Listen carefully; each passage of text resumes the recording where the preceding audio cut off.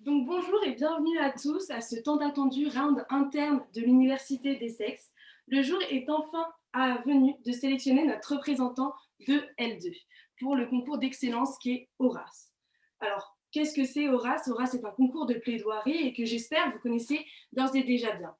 Je me permets de l'évoquer en quelques mots pour ceux qui, étonnamment, ne le connaîtraient pas malgré mes nombreux spams sur vos boîtes email, se mélangeant à ceux relayant les échanges entre les élèves et les professeurs sur la plateforme Moodle, ou tout simplement parce que vous vivez manifestement dans une grotte, ce que je n'espère pas, parce que du fait de notre très chère pandémie, votre connexion Internet pour vos cours en visio doivent être quelque peu moyens.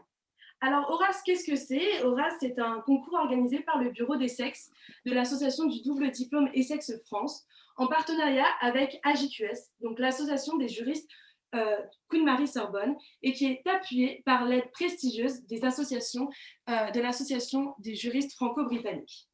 Alors, comme je dit précédemment, c'est un concours de plaidoirie et d'éloquence, mais il n'est pas comme l'ISIAS et il a une subtilité. C'est un concours interuniversitaire entre tous les doubles diplômes de droit français common law alors existants. Alors, vous le comprendrez bien, je pense que vous le savez pertinemment, vous êtes non seulement la crème de l'enseignement supérieur, mais aussi vous allez assister et participer, pour les plus chanceux d'entre vous, au concours d'éloquence et au round interne menant à ce concours d'éloquence. Et que vous pourrez bien évidemment mettre en évidence sur vos CV. Alors, souvenez-vous, les règles sont simples. Les élèves ont 10 minutes afin de défendre leur position et 1 minute de réplique possible par participant à la fin de la plaidoirie de leur adversaire. Le temps est compté. À 1 minute de la fin, vous entendrez un coup de gavel. À 30 secondes de la fin, 2 coups de gavel. Et quand les 10 minutes seront finies, le gavel ne cessera de taper. Alors, un petit conseil pour ceux qui auront des écouteurs, je vous demanderai peut-être, enfin pas demander, peut-être serait plus intéressant de les enlever. Alors, le public, bien qu'en silencieux, car muted, et parce qu'ils n'auront pas de caméra, aura bien sa place à jouer dans tout ça. En effet, je vous demanderai de réserver vos applaudissements les plus bienveillants afin que les élèves puissent être, ils puissent être cheered. Voilà. Donc, les élèves, quant à eux, débattront sans scrupule contre leur adversaire. Ils devront tout donner afin de convaincre notre exigeant jury. Alors, nous commençons notre première session avec un jury qui est à la hauteur de cet enjeu. Et je me fais une joie de le présenter. Et je vous demande bien sûr de l'applaudir sans modération, bien sûr. Alors, vous les connaissez, elles sont là, dans les campagnes, dans les villes, sur les réseaux sociaux. Ah oui, pardon. Je crains avoir échangé mes fiches avec Marine Le Pen lors du dernier débat présidentiel. Je vous prie de m'excuser. Oui, donc revenons à nos moutons. Voilà. Vous les connaissez. Elles vous interrogent lors de vos TD, vous éclairent lors de vos questions les plus aberrantes en droit privé et vous demandent de préparer des mini-vidéos. Elles demandent le meilleur de vous et rien que le meilleur. Je vous demande d'applaudir Madame Lemaire et Madame Sauvé, nos professeurs de droit privé.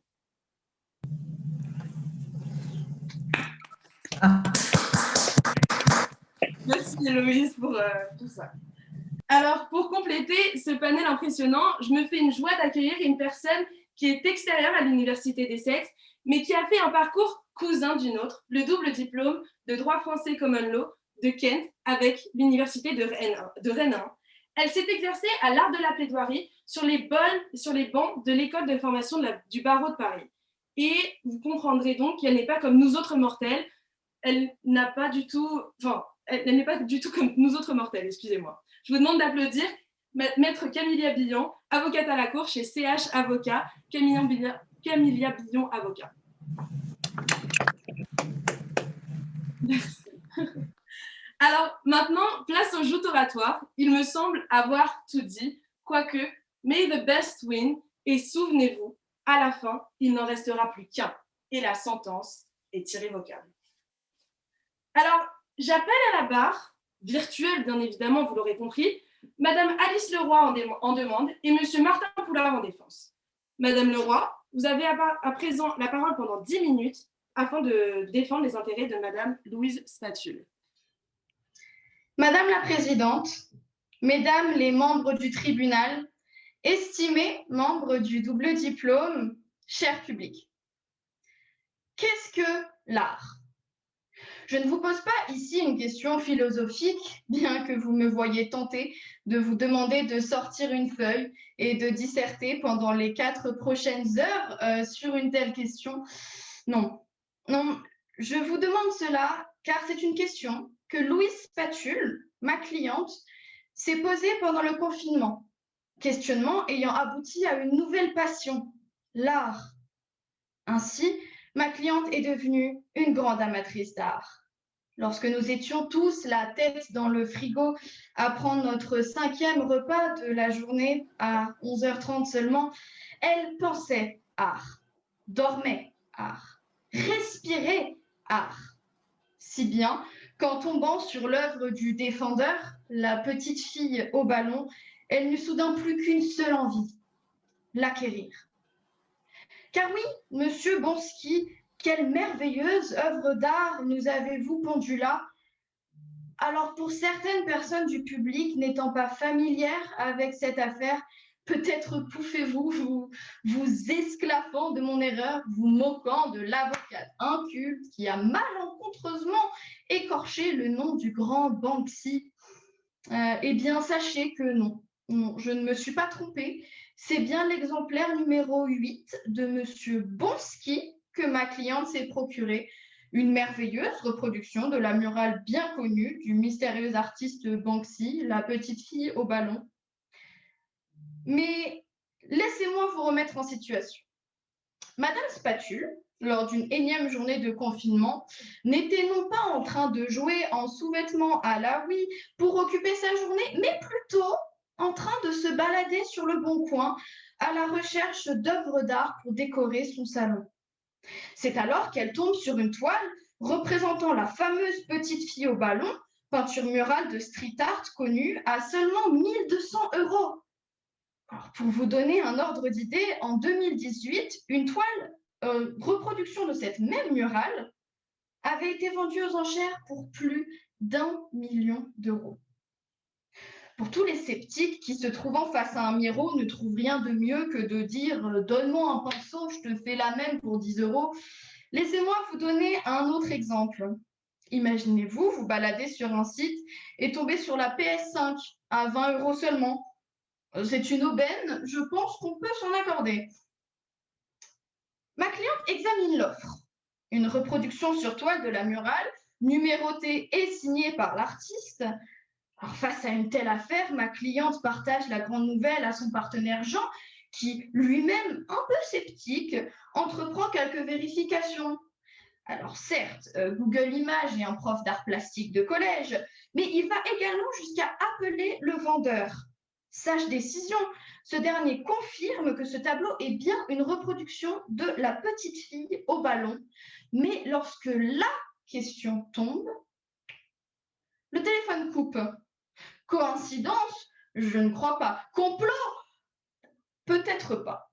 Mais tous les doutes ayant pu s'installer dans l'esprit de Jean sont chassés par l'intime conviction de sa partenaire, le tableau est authentique. Il n'y a qu'à regarder la signature. Alors Jean est embarqué, leur décision est prise. Ils achèteront le tableau demain, dès l'aube, à l'heure où blanchit la campagne, enfin les rues. Mais ma cliente, trop excitée et pressée de recevoir cette œuvre, a décidé, avec l'aide de quelques verres d'alcool, à commander l'œuvre sur le champ. En effet, elle ne voulait tout de même pas manquer le 8e tirage de cette œuvre fabuleuse du plus grand artiste de tous les temps, pour reprendre les mots exacts de l'annonce. Mais nous sommes ici aujourd'hui car cette merveilleuse œuvre, presque providentielle pour ma cliente, n'était en fait pas de Banksy, mais du défendeur, monsieur Bonsky. Alors imaginez sa déception lorsqu'elle se rendit compte de son erreur. Relativisant, elle s'est dit que l'annonce donnait peut-être la véritable identité de l'auteur depuis le début. C'est alors qu'elle remarqua la signature qu'elle jurait être de Banksy il y a quelques jours, indiquant en fait Bonsky. Lorsqu'elle est venue me voir, m'a conté son histoire et fait part de son désespoir, j'ai été touchée. Et c'est pour cela que j'ai décidé de la défendre aujourd'hui. Et que je demande l'annulation de ce contrat de vente pour vice de consentement. Or, il existe 3 causes de nullité pour vice de consentement: l'erreur, le dol et la violence. Le dol est défini à l'article 1137, alinéa 1 du Code civil. C'est le fait pour un contractant d'obtenir le consentement de l'autre par des manœuvres ou des mensonges. La manœuvre est subtile dans notre cas. En effet, je pourrais crier « publicité mensongère » lorsque le défendeur indique en description de son œuvre « plus grand artiste de tous les temps ». Mais on peut considérer cela comme un manque d'humilité. Peut-être est-il même vraiment le meilleur artiste de tous les temps. Qui suis-je pour juger? Mais ce n'est pas là-dessus que je compte porter l'attention. Non. Je compte souligner un fait plus douteux, plus suspect, j'irais même jusqu'à dire plus louche.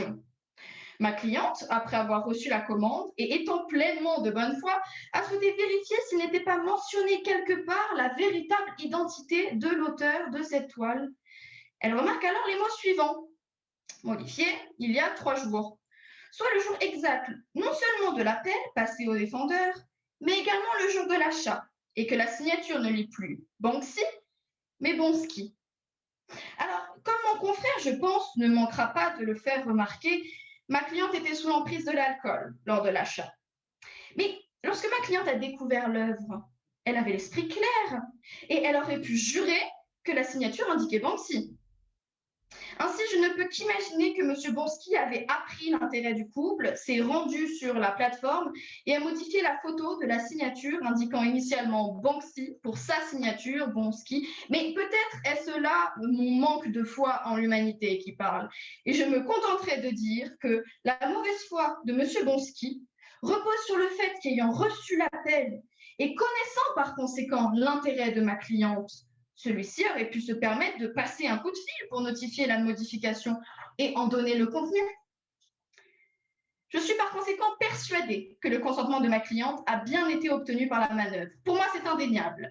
Mais si cela ne suffit pas à vous convaincre, le comportement que je qualifierais de malhonnête de la part de M. Bonsky ne s'arrête pas là.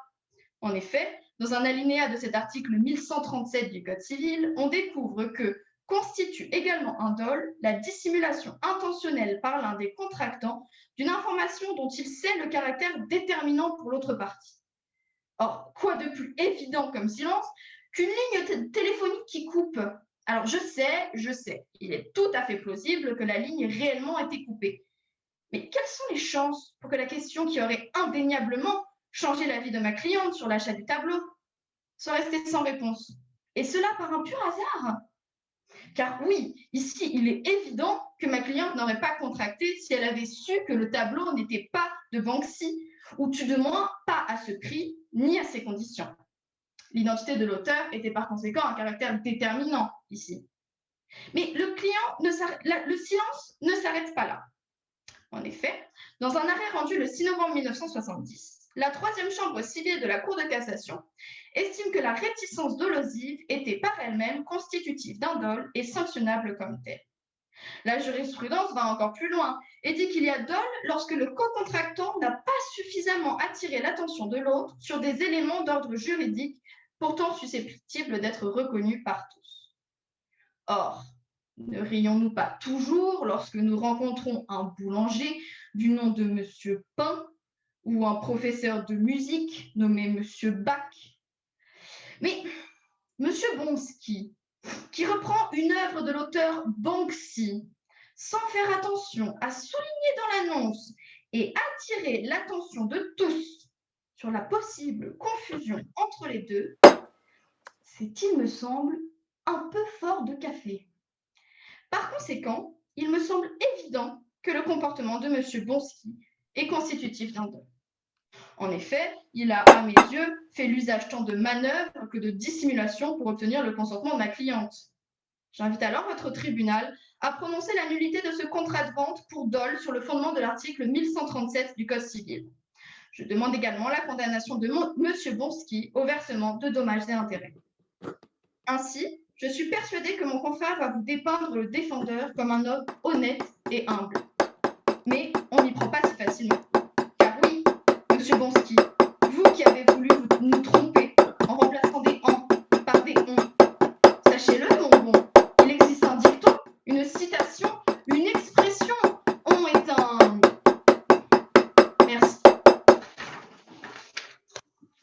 Merci, Madame Leroy.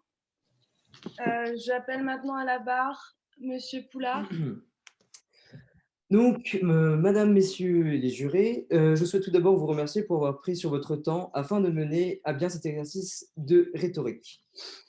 Mais assez discuté formalité et attardons-nous sur notre affaire, car je suis ici effectivement pour défendre le cas d'un honnête homme qui s'adonne à la peinture, qui est pour lui une expression de pouvoir mettre en œuvre ce qu'il pense et une forme d'expression de vie, même si ce n'est que dans la reproduction d'une œuvre qu'il a peut-être justement aimée. Et il me plairait à commencer avec une certaine citation. L'autorité d'un seul homme compétent qui donne de bonnes raisons et de preuves certaines vaut mieux que le consentement unanime de ceux qui n'y comprennent rien. Je m'explique.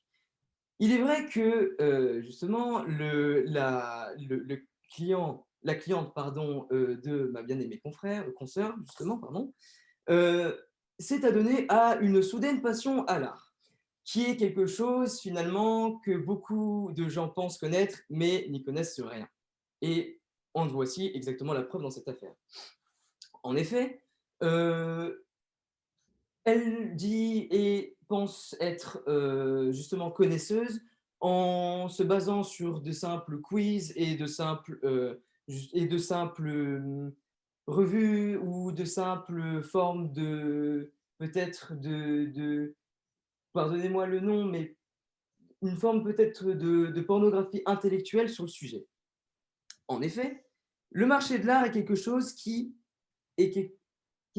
parle à des connaisseurs, qui parle à une forme d'âme, pas à quelqu'un qui veut juste, qui s'ennuie pendant une période qui a certes été morose pour nous tous et qui n'a certes pas été facile, mais c'est quelque chose qui n'est pas de l'amateurisme. Rappelons-nous donc les faits, parce que ma chère consoeur nous les a bien sûr résumés en son sens.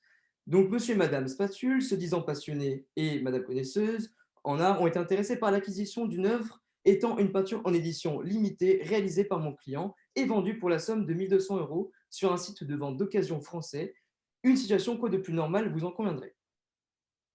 En effet, il se passe ici que justement mon client s'est dit qu'il voulait vendre son œuvre, donc déjà peut-être le nom qu'il avait par rapport à la renommée d'un artiste très très connu et très renommé à l'international n'est que simplement fortuit.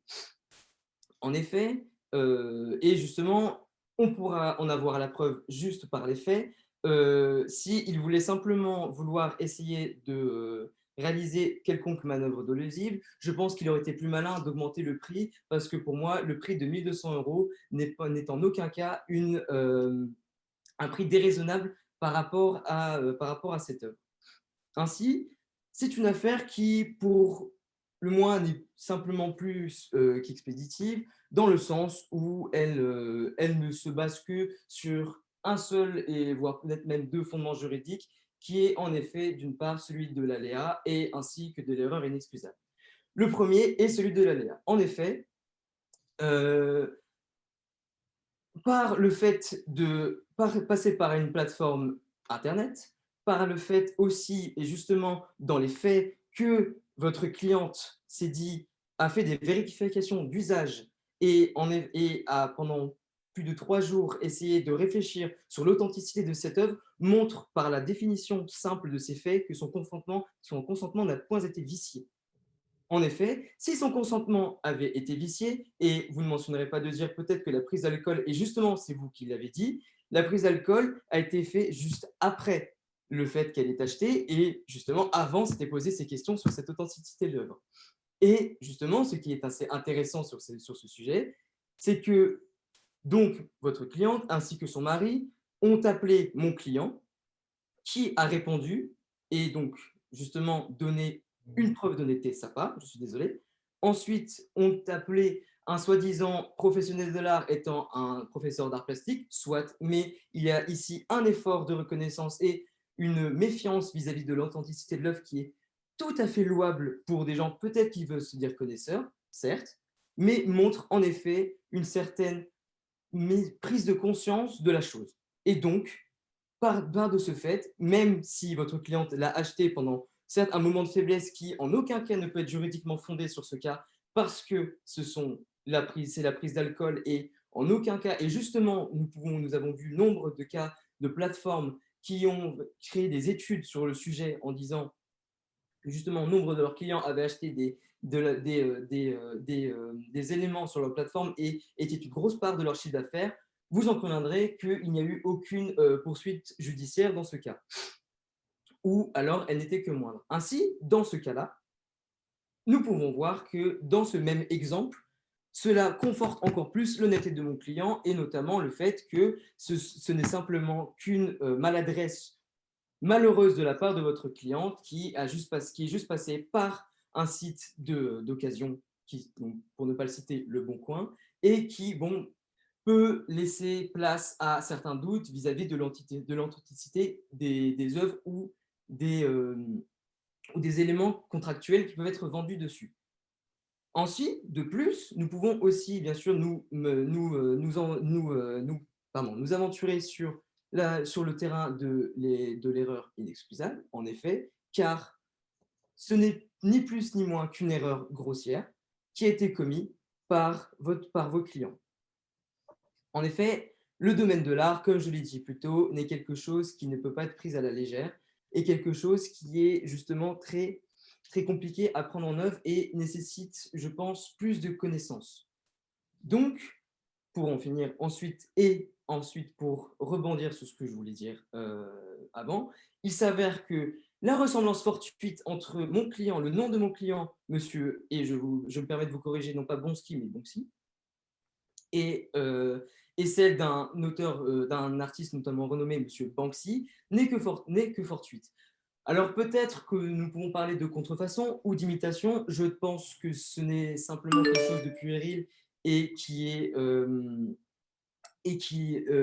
n'est non plus juridiquement fondé sur ce point.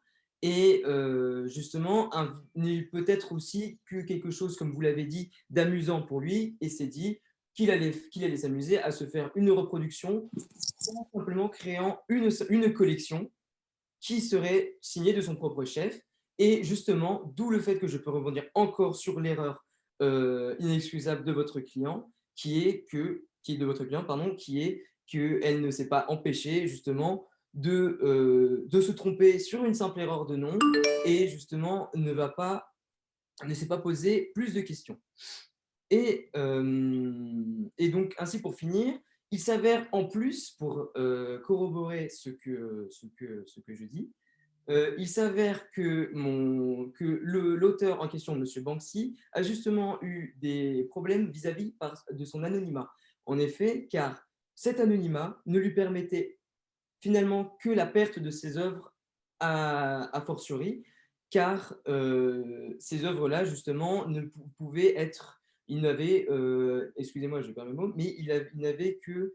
il n'avait, pardon, j'ai oublié le mot, ah oui, voilà, il avait perdu il pouvait perdre les droits d'auteur vis-à-vis de ses œuvres, étant donné qu'il ne pouvait pas authentifier les œuvres de fait de son anonymat.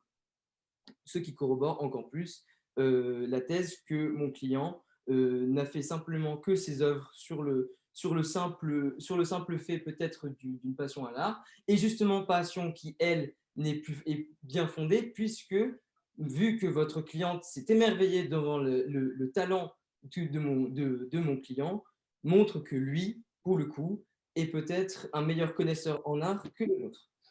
Ainsi, je réclame à la Cour de ne pas frapper ce contrat de nullité et en plus de verser des dommages et intérêts à mon client ainsi que le remboursement des dépenses. Je vous remercie, Monsieur Poulard. Madame Leroy, est-ce que vous voulez répliquer?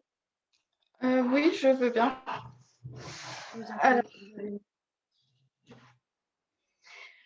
J'aimerais simplement reprendre une donnée. Excusez-moi. Voilà. au niveau de l'aléa particulièrement, parce que mon cher confrère parlait donc du fait que ma cliente avait accepté l'aléa en demandant, non seulement en réfléchissant pendant 3 jours à l'offre, mais également lorsque elle a fait des vérifications d'usage.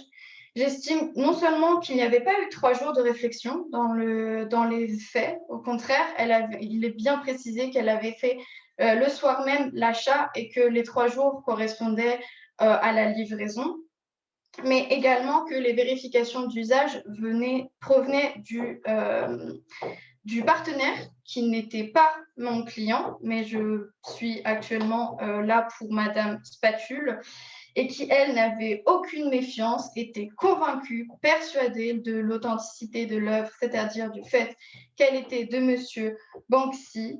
Ainsi, je pense que l'aléa n'avait pas été acceptée et que il devrait quand même y avoir annulation du contrat pour Dole. Merci, Madame Leroy. Monsieur Poulard, vous souhaitez répliquer? Oui, je pense que je vais répliquer sur ce point. Car en effet, je pense que certes, même si vous défendez votre cliente, Madame Spatule, il s'avère que justement pour revenir sur ces vérifications d'usage, car il est ici que nous tergiversons, je pense que se borner au simple fait que de son propre chef, elle n'a pas, l'erreur ne viendrait que d'elle et n'accepterait pas l'aléa est pour moi dénué de tout fondement juridique. En effet, tout simplement parce que les faits qui sont pris en compte ici font que justement par le fait des choses, elle a forcément été un moment dans un moment, et notamment même si elle est réputée connaisseuse en art, que son consentement n'a pas été vicié dans le sens où elle s'est forcément posé la question de l'authenticité de cette œuvre, justement, et ensuite n'a pas manqué de s'enthousiasmer à l'idée de sa livraison. Merci, Monsieur Poulard. Alors, j'appelle maintenant à la barre Cyriane Michel Doyen en demande et Clara Priard en défense. Madame Michel Doyen, vous avez à présent la parole pour 10 minutes pour défendre les intérêts de Madame Spatule. Je vous en prie. Honorables membres du jury, mesdames, messieurs, j'aimerais commencer cette plaidoirie en m'excusant de possibles interférences dues à mon réseau Internet, quelque peu défaillant. Ah, comme qui dirait, les aléas du direct. Internet, un théâtre créateur d'avancées extraordinaires, nous promettant un Eldorado toujours plus complexe. Mais tout paradis a sa face cachée, comme chaque mot a son antonyme. Internet est à l'image de nous, imparfait, et souvent à l'origine de nombreuses désillusions, comme l'a subi ma cliente, Louise Patule. Louise et Jean, un couple merveilleux qui m'a tout de suite plu. Une paire complémentaire qui peuvent compter l'un sur l'autre. Et depuis récemment, passionnés d'art. Mais quelle n'a pas été ma déception quand j'ai appris que Louise venait me voir parce qu'elle s'était faite avoir. En effet, elle achetait une œuvre sur le Bon Coin. Mais pas n'importe quelle œuvre. La petite fille au ballon de Banksy, dans sa réédition reproduite en seulement 25 exemplaires, réalisée dans le but de satisfaire les plus fins connaisseurs d'art. Louise et Jean avaient pourtant tout bien fait, en décidant, avant d'acheter le tableau, de le faire authentifier. Tout d'abord, en appelant le vendeur, sans succès, à cause d'une coupure téléphonique. Mais puis, en demandant à leur ami, Francis, professeur d'art plastique au collège, celui-ci confirmant l'authenticité de l'œuvre. Mais vient maintenant l'acte final, le clou du spectacle. Le tableau arrive. Mais ce n'est pas l'œuvre de Banksy, mais bien celle de Bonksy. Une vraie farce, digne de la pièce de théâtre de Knock de Jules Romain. Cependant, il me semble important d'accorder du crédit au client de Madame Priard pour son incroyable ingéniosité, faisant naître cette impressionnante coïncidence. Mais comment un couple comme Louise et Jean, si bien informés, et cultivés, grâce à leur quiz de culture générale, ont pu se faire tromper à ce point. Honorables membres du jury, mesdames, messieurs, pensez-vous sincèrement que le consentement de Madame Spatule n'a pas été vicié dans ce contrat si clairement déséquilibré? Je pense qu'il est important de démontrer que le comportement de M. Bonksi est dolosif. Pour rappel, le dol défini par l'article 1137 du Code civil est le fait pour un contractant d'obtenir le consentement de l'autre par des manœuvres et des mensonges. Mais l'alinéa le plus important de cet article n'est pas le premier, mais bien le second, celui qui dispose que la dissimulation intentionnelle par l'un des contractants constitue aussi un dol. En effet, M. Bonksi a non seulement trompé ma cliente en lui affirmant qu'il était le peintre, alors que sur l'annonce, il était clairement énoncé que l'œuvre était de Banksy. Mais le client de Mme Priard, sur son annonce, est allé plus loin, puisqu'il est allé même jusqu'à montrer la photographie de la signature de Banksy sur l'œuvre, dans le but de prouver l'authentification. Je pense aussi que M. Banksy a été malhonnête. Lorsque le conjoint de Louise l'a appelé pour confirmer l'authenticité du tableau, et que par malchance, ou devrais-je dire chance, le réseau coupe au moment où la question est posée. Toute personne honnête aurait rappelé pour éviter un malentendu. Rendez-vous compte, honorables membres du jury, mesdames, messieurs, Louise est venue me trouver pour être défendue et faire justice. Après tout, comment est-il possible de tromper quelqu'un qui a des intentions aussi pures que Louise? La seule faute de ma cliente, vouloir offrir à son compagnon un merveilleux tableau pour le féliciter de sa promotion. Et qu'a-t-elle eu en retour? Je vous le demande. Une pâle imitation de la petite fille au ballon. Alors j'entends déjà Madame Priard justement défendre que le conseil de Francis, ami du couple, a aussi influé sur la décision d'achat. À cela, je répondrai que vous avez raison. Francis a aidé Louise et Jean en sa qualité d'expert, étant professeur d'art plastique au collège. Car oui, selon moi, les professeurs possèdent une immense maîtrise sur le sujet qu'ils enseignent. Parce que non seulement Francis est reconnu par l'État, parce qu'il possède un master le spécialisant dans l'enseignement, mais aussi car il possède un CAPES d'art plastique. Pour consolider mon argument, je prendrai l'exemple de notre honorable jury, qui sont nos professeurs. Remettons-nous en question le savoir qu'elles nous enseignent? Non, car c'est à travers leur professorat que nous sommes là aujourd'hui. Je tiens tout de même à rappeler que Louise et Jean, dans une certaine mesure, s'y connaissaient aussi en art. En effet, durant ce confinement, les deux se sont adonnés à de nombreux quiz, stimulant leur culture générale et surtout leur connaissance artistique. Je suis la première à croire dans les bienfaits des quiz. Car oui, de mon temps passé à l'université d'Essex, j'ai pu m'adonner à de nombreux quiz. En tort law, en criminal law ou encore en land law. Et je peux vous assurer que ces matières ont vu mes savoirs décuplés grâce à ces quiz. Le dol, en droit des contrats, constitue un vice du consentement et est donc une cause de nullité, selon l'article 1131 du Code civil. À travers son comportement dolosif, M. Bonksi a vicié le consentement de Louise. La Cour de cassation, le 13 janvier 1998, affirme que l'authenticité d'un tableau représente une qualité substantielle du contrat. Et comme nous l'a appris notre cher coursework, lorsque le vice du consentement porte sur une qualité essentielle du contrat, la nullité de celui-ci peut être retenue, amenant donc à l'anéantissement rétroactif du contrat de vente, poussant à une obligation de restitution. Je finirai sur une citation de Condorcet.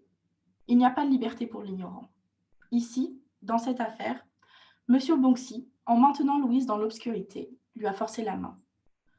Voulez-vous vraiment condamner l'innocente main qui est tombée sur cette alléchante annonce Le Bon Coin?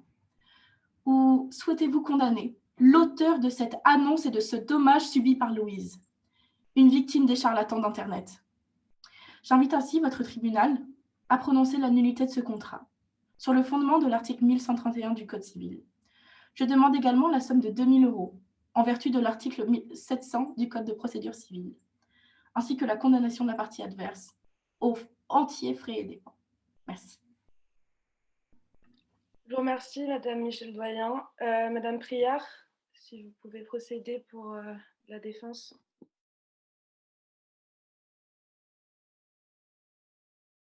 Je vous remercie, Madame Priard. Madame Michel Doyen, est-ce que vous souhaitez répliquer? Oui, s'il vous plaît. Oui. Madame Priard, vous me demandez de retravailler mes cours de droit privé, mais si je ne m'abuse, je vous dirais de relire votre code civil. L'article 9 du code civil énonce, je le lis, toute personne physique, quel que soit son rang, sa naissance, sa fortune, ses fonctions présentes ou à venir, a droit au respect à sa vie privée. Ce que vous dites fonde une partie de votre argument sur l'alcoolisme héréditaire de ma cliente. Cependant, je crois, mordicus, que ma cliente a fondé toute sa décision d'achat avant même d'avoir consommé l'alcool. Et puis, j'irais même jusqu'à dire que je crois que ma cliente était assez sobre pour décider d'acheter le tableau de votre client.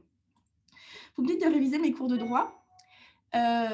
L'article qui me vient en tête, l'article 1109 du Code civil, qui prévoit que si le consentement de l'une des parties n'a pas été donné, a été donné que par erreur, on ne peut considérer valable. Merci, Madame Michel Doyen.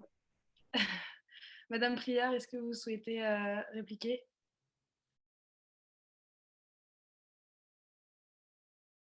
Je vous remercie, Madame Priard. Je vais appeler notre troisième duo, Madame Boulestex en demande et Monsieur Alexandre Prérin en défense. Madame Boulestex, vous avez à présent la parole pendant 10 minutes pour défendre les intérêts de Madame Spatule. Madame la Présidente, Mesdames les assesseurs du tribunal, j'ai retenu de mon expérience que l'un des points communs entre le pas imitateur et le faussaire est que, bien que le premier n'ayant officiellement commis aucun crime, son but peut s'avérer tout aussi malhonnête que celui du second. Aujourd'hui, vous allez devoir vous prononcer sur le contrat de vente passé entre Monsieur Blonsky, ayant réalisé une reproduction de La petite fille au ballon de Banksy, et passé avec ma cliente, Madame Spatule, une férue d'art qui pensait avoir acquis une œuvre de Banksy lui-même. Mais laissez-moi m'attarder avec un peu plus de détails sur les faits. Le 27 avril dernier, le couple Spatule, récent passionné d'art, fait la découverte d'une petite annonce sur Le Bon Coin proposant une reproduction sur papier de la peinture murale intitulée La petite fille au ballon et attribuée à l'artiste urbain Banksy pour la somme tout à fait raisonnable pour un tel artiste de 1 200 €. Une telle aubaine n'est clairement pas du genre à se laisser passer entre les doigts. Pourtant, le couple Spatule, en personne raisonnable et responsable, décide de prendre le temps de la réflexion avant de se lancer tête baissée dans un achat qui représente, somme toute, une somme assez conséquente pour un ménage moyen. Ils prennent diverses mesures pour s'assurer de l'authenticité de l'œuvre. Tout d'abord, ils effectuent une recherche Internet qui, grâce à l'alimentation constante de ce réseau par les 7 milliards d'habitants de cette planète, offre des résultats assez pertinents et voit qu'il s'agit en effet de La petite fille au ballon de Banksy. Dans un second temps, ils appellent le vendeur qui leur dit que oui, il s'agit bien de cette œuvre. Pourtant, au moment où ils posent la question de savoir si c'est bien celle attribuée à Banksy, bizarrement, la ligne de téléphone coupe, ce qui est assez curieux, mais j'aurai l'occasion d'y revenir. Dans un troisième temps, M. Spatule demande les conseils avisés de son ami professeur d'art plastique qui lui affirme que oui, nous sommes bien en présence de l'édition limitée de La petite fille au ballon, reproduite sur papier en 25 exemplaires. Le couple Spatule est rassuré par toutes ces informations et se décide enfin à acheter l'œuvre. Mais voilà, après une soirée un petit peu arrosée, Madame Spatule prend les devants et commande l'œuvre un jour avant la date d'achat. 3 jours se passent, la commande arrive et là, déception totale, il ne s'agit en aucun cas de La petite fille au ballon de Banksy, mais d'une pâle copie attribuée à un certain Monsieur Blonsky. Ma cliente est tout de suite très déçue et elle en arrive à se demander si elle n'aurait pas confondu dès le départ les signatures, peut-être dans une joie un peu trop précipitée d'avoir trouvé la perle rare sur Le Bon Coin. Donc, elle décide de retourner sur l'annonce et là, elle voit que celle-ci a été modifiée seulement 3 jours auparavant, c'est-à-dire juste après la conclusion du contrat, en somme. Sur la présente annonce, on voit en effet une représentation de La petite fille au ballon au tirage numéro 8 sur 25 tel qu'attendu, mais signé Blonsky. Ce monsieur affirme de son côté qu'il n'a jamais menti à ma cliente quant à l'authenticité de l'œuvre qu'il aurait toujours affirmé comme étant de lui. Madame la Présidente, Mesdames les assesseurs, la question posée devant vous aujourd'hui est relativement simple. Monsieur Blonsky a-t-il ou non délibérément caché à Madame Spatule la vérité quant à l'artiste ayant réalisé la peinture dans l'unique but de l'induire en erreur, ce qui constituerait en somme un dol, viciant le consentement de ma cliente et annulant le contrat de vente au terme des articles 1130 et 1131 du Code civil. Pour rappel, le dol, régi par les articles 1137 et suivants du Code civil, est le fait pour un contractant d'obtenir le consentement de l'autre par des manœuvres ou des mensonges, et il se caractérise également par la dissimulation intentionnelle par l'une des parties d'une information dont il sait le caractère déterminant pour son contractant. La question est donc simple, ma cliente a-t-elle ou non été victime d'un dol commis par M. Bonxy? Dans un premier temps, au vu du premier alinéa de l'article 1137, j'aimerais revenir sur la modification assez précipitée par M. Bonxy de l'offre aussitôt la vente conclue. Ne serait-ce pas là un premier exemple relativement frappant de manœuvre réalisée par M. Bonxy pour tromper ma cliente en effaçant son mensonge quant à l'authenticité de l'œuvre vendue? Car pourquoi changer une annonce au pied levé après la conclusion d'un contrat si nous n'avons rien à nous reprocher? Je laisse cette question en suspens et j'aimerais vous introduire les articles L121-1 et suivants du Code de la consommation qui disposent qu'une pratique commerciale trompeuse est considérée comme déloyale et peut constituer un dol viciant le consentement du consommateur à entrer dans le contrat. En particulier, sont considérées comme pratiques trompeuses celles qui créent une confusion avec un autre bien. Ici, le tableau vendu porte exactement le même nom et reproduit exactement le même nombre d'exemplaires et représente la même image que la reproduction sur papier de l'œuvre du vrai Banksy. La ressemblance va même jusqu'à tromper un professionnel, en la personne du professeur d'art plastique, à qui, je le pense, nous pouvons attribuer une certaine connaissance dans son métier. Je ne vois donc pas comment ne pas reconnaître la confusion totale entre ce tableau et l'œuvre de Banksy. Au terme de ces articles cités du Code de la consommation, sont également trompeuses les pratiques qui reposent sur des allégations de nature à induire le consommateur en erreur et portant sur une caractéristique essentielle du contrat, à laquelle je pense que nous pouvons ranger le nom de l'artiste dans le cas d'une œuvre d'art célèbre. Cette disposition du Code de la consommation rend fautive la publicité mensongère dans le cas des contrats de vente passés entre profanes et professionnels, qui auparavant n'étaient considérés que comme un simple dolus bonus, c'est-à-dire incapable de vicier le consentement de la partie victime, puisqu'il s'agissait d'une simple exagération des mérites du bien vendu. En somme, rien de bien méchant, dirons-nous. Dans notre affaire, l'annonce postée sur Le Bon Coin portait la mention suivante. Il faut que vous achetiez le 8e tirage de cette œuvre fabuleuse du plus grand artiste de tous les temps. Alors, cette allégation est-elle un simple dolus bonus ou un vrai dol? Il faut bien sûr prendre en compte les caractéristiques de chaque partie.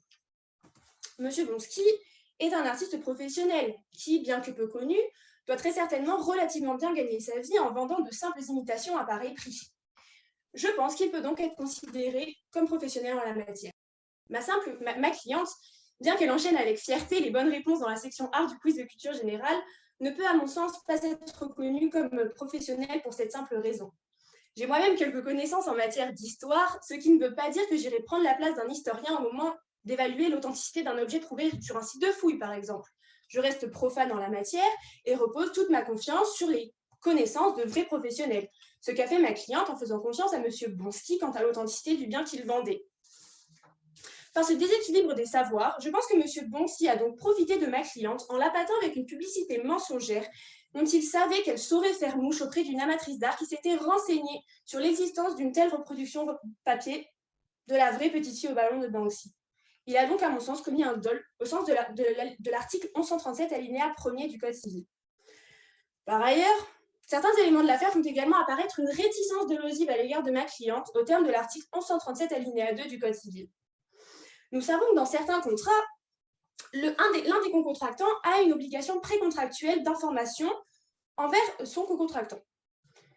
Au terme de l'article 1112-1 du Code civil, celle des parties qui connaît une information dont l'importance est déterminante pour le consentement de l'autre doit l'en informer dès lors que légitimement cette dernière ignore cette information ou fait confiance à son co-contractant.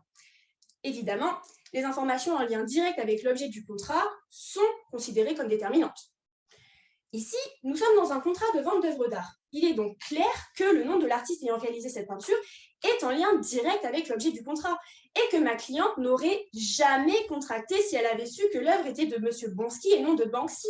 En effet, tous les travaux de recherche effectués par le couple Spatule sont des témoins relativement criants de l'aspect essentiel que cet élément avait pour leur consentement à contracter.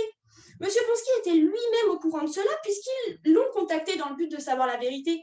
Et bien qu'il l'a connu, il s'est abstenu de là leur dire. Car excusez-moi, mais j'ai un peu de mal à croire à la coïncidence qui a fait couper la ligne de téléphone pile au moment d'annoncer que non, il ne s'agissait pas de l'œuvre de Banksy, mais bien de la sienne, lui permettant d'empocher une somme plus que déraisonnable pour son travail. D'autant plus que s'il avait été honnête et de bonne foi, il les aurait recontactés en voyant le doute dans l'esprit de mes clients pour leur dire que non, n'achetez pas cette œuvre si vous considérez que c'est de Banksy, car non, c'est de moi. À ce que je sache, aucun élément de notre affaire prouve qu'il ne l'a fait. Enfin, ayant déjà prouvé le caractère déséquilibré des connaissances entre l'éco-contractant et la confiance placée par ma cliente en les talents et la connaissance de M. Bonsky, je ne reviendrai pas sur ce point. Madame la Présidente, Mesdames les assesseurs, pour moi, l'affaire présentée devant vous aujourd'hui est limpide. M. Bonsky, par des manœuvres intentionnelles et un silence caractérisant un manquement à son obligation contractuelle d'information, a commis un dol ayant induit ma cliente, Louise Spatule, en erreur quant à une qualité substantielle du contrat et par conséquent en erreur sur la valeur du bien vendu, qui était nettement inférieur au prix convenu. Pour ces raisons qui ont amené à vicier le consentement de ma cliente, je demande la reconnaissance de la nullité du contrat en vertu de l'article 1131 du Code civil. De plus, je demande, en réparation du préjudice économique subi par ma cliente, la condamnation de M. Bonsky au versement de 1 200 € de dommages d'intérêt.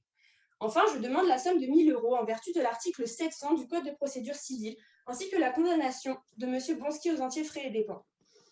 En faisant droit à cette demande, Madame la Présidente, Mesdames les assesseurs, j'espère que vous ferez passer l'envie à M. Bonsky de duper les honnêtes gens en utilisant son nom pour se faire passer pour un grand artiste. Merci. Je vous remercie, Madame Boulestex. Monsieur Perrin, vous avez la parole pendant 10 minutes. Madame la Présidente, membres du jury, Mesdames et Messieurs, commençons par la citation de l'explorateur américain Powell. La seule véritable erreur est celle dont on ne retire aucun enseignement. Si tout est pardonné, l'erreur ne nous enseigne rien. Sans enseignement, nous sommes dépourvus, condamnés à éternellement répéter nos erreurs. Sans enseignement, tel Sisyphe, nous sommes cruellement condamnés à répéter la même action continuellement. Madame Spatule a fait une erreur. Mais Madame Spatule a le droit d'apprendre de son erreur. Ne serait-ce pas immoral de la laisser dans son désarroi? De faire son erreur une vérité serait cynique. D'accueillir sa demande serait indécent. Pour elle d'abord et pour M. Bonsky par la suite. Et oui, elle a fait une erreur. Pour rappel, nous avons une personne qui a un problème avec l'alcool, Madame Spatule, qui, après un passionnement pour l'art lors du confinement, se décide à acheter la reproduction sur papier de La petite fille au ballon. Elle l'avait découvert sur le Bon Coin au prix de 1 200 €. Et elle décide d'acheter l'œuvre. En recevant celle-ci, elle s'aperçoit que celui-ci n'est pas comme elle l'espère de Bonsky, le fameux anonyme britannique, mais de Robert Bonsky, un autre artiste qui avait également fait des reproductions de La petite fille au ballon. Et aujourd'hui, voulant récupérer l'argent de son achat, elle essaye de faire annuler un contrat de vente tout à fait légal. Vous l'aurez compris, elle a fait une erreur, elle s'est trompée, mais c'est son droit. Et si elle démontre que cette erreur porte sur les qualités essentielles, le Code civil lui donne raison. L'article 1134 stipule que ceci est une cause de nullité dans le contrat. Cependant, l'article 1132 lui stipule que l'erreur de droit ou de fait, à moins qu'elle ne soit inexcusable, est une cause de nullité. À moins qu'elle ne soit inexcusable. Mais bien sûr, on verra également que si le dol est caractérisé, l'erreur peut être inexcusable. Et dans ce cas-ci, la nullité du contrat sera prononcée. Mais nous allons d'abord, ici, écarter le dol assez facilement. Et puis prouver que l'erreur de Madame Spatule était tout simplement inexcusable. Nous allons montrer que M. Robert Bonsky n'a rien à se reprocher. Madame Spatule a remué mon client. Et pourtant, elle lui allègue de lourdes accusations, le dol, une intention de nuire, des manœuvres frauduleuses. Monsieur Bonsky serait un escroc, un malotru, un voyou. Ces accusations sont grossières. Rassurez-vous, Monsieur Bonsky n'est pas un prince qui cherche à vous donner de l'argent. Une fois que vous lui aurez transmis vos coordonnées bancaires, il ne fait pas non plus partie de la French Connection, la mafia, hein, pas la superbe association étudiante que vous avez à Sex. Rejoignez-nous, c'est pas gratuit, mais d'après la partie adverse, il serait un avare personnage qui aurait élaboré un plan machiavélique pour soutirer 1 200 € à d'honnêtes personnes. La réalité est tout autre. Tout d'abord, il devrait s'excuser de son patronyme, s'excuser de la similitude de son nom avec le surnom d'un artiste anonyme britannique. Bonsky, oui, à l'oral, la similitude, il y a, clairement, mais à l'écrit. Et ici, c'est bien à l'écrit que cela nous intéresse. C'était bien Bonsky. Entre le A et le O, la différence est visible. C'est une différence qu'on a du mal à faire. En effet, c'est dur. Oui, c'est dur au CP. Oui, c'est dur au CE1. Pas lorsque l'on travaille, pas lorsque l'on est adulte. De l'être, vraiment, inexcusable, c'est grossier. Personnellement, mon nom de famille, à une lettre près, aurait fait de moi un joueur professionnel de football. Pourtant, malgré le nombre de fois où je me suis vanté de savoir jouer au football, jamais aucun club n'a voulu de moi. Au surplus, il devrait être coupable car quand une personne l'appelle et lui demande si le tableau que lui-même vend en tant qu'artiste est bien à son nom, mais l'absurdité de la chose. Remettons en perspective la situation. Une personne vous appelle, vous ne la connaissez en rien. Déjà, certaines personnes ici n'auraient tout simplement pas répondu. Et ensuite, de façon méprisante, cette personne vous demande de qui est cette reproduction sur peinture que vous vendez. Monsieur Bonsky n'est peut-être pas un bon commercial. Il est artiste, oui, c'est un autre métier. Mais je pense que remettre en doute le travail d'une personne de cette manière aurait pu agacer n'importe qui. Il n'a pas répondu tout simplement à cause de l'absurdité et du mépris, de l'arrogance portée à son égard. Rien d'autre. De surcroît, Le Bon Coin est un site bien fait. Il existe une fonction de messagerie instantanée pour poser des questions au vendeur. L'email du vendeur est également obligatoire. Qui cherche à nuire ici? Ou plutôt, qui cherche à tirer profit de son erreur ici? Au vu de ses faits, qui fait perdre du temps à l'autre? C'est Madame Spatule. Oui, elle a fait une erreur. Non, cette erreur n'est pas causée par une intention malhonnête de Monsieur Bonsky. Le Code civil, dans les 2 premiers alinéas de l'article 1137, nous indique que pour qu'il y ait une caractérisation du dol, il faut montrer que soit des mensonges, des dissimulations, des manœuvres intentionnelles par des contractants pour dissimuler une information ait lieu. Nous avons vu ici qu'il n'y a ni l'un ni l'autre. Cependant, il est vrai que si l'erreur de Madame Spatule n'a pas pour cause le dol, elle pourrait être excusable. L'article 1132 du Code civil stipule que cela en ferait une cause de nullité du contrat. Mais non, l'erreur n'est pas excusable et nous allons voir pourquoi ici. Commençons par le plus absurde et ce qui montrera le manque de bonne foi dans cette affaire de Madame Spatule. Elle, amatrice d'art, elle, qui connaît bien les œuvres de Poussin, Niki de Saint-Phal, Patricia Piccini, on pourrait penser que elle soit également au courant du cours du marché de l'art, des prix qui y sont pratiqués. La dernière œuvre de Bonsky, notre cher anonyme britannique, s'est vendue à 12 millions de dollars. La reproduction sur papier ici est mise en vente à 1 200 €. Il est dur d'excuser une personne qui s'intéresse fortement à l'art le fait d'avoir acheté une reproduction 8 333 fois moins cher que le dernier tableau vendu du même artiste.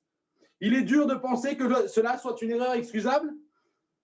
Pour donner une ordre de grandeur à ces chiffres assez abstraits, on essaye d'excuser une personne qui pensait acheter une maison de 300 mètres carrés à Neuilly-sur-Seine, mais se retrouve avec une livraison d'une simple PS5 au bas de sa porte.